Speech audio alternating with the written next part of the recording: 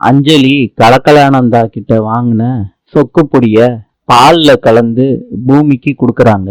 பூமி அதை சாப்பிட்டுட்டு தூங்கிடுறாரு. அஞ்சலி கடுப்பாயிடுறாங்க.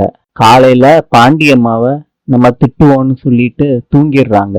இப்ப பூமி எந்திரிச்சு அஞ்சலிய பாக்குறாரு. பூமி முத்தழகுக்கு கால் பண்றாரு. முத்தழகு எல்லா இடமும் தேடி பார்த்துட்டு ஃபைனலா ஒரு இடத்துக்கு வர்றாங்க. அப்ப பூமி வாங்கி வச்ச டிராக்டரை பாக்குறாங்க. கோவப்படுறாங்க.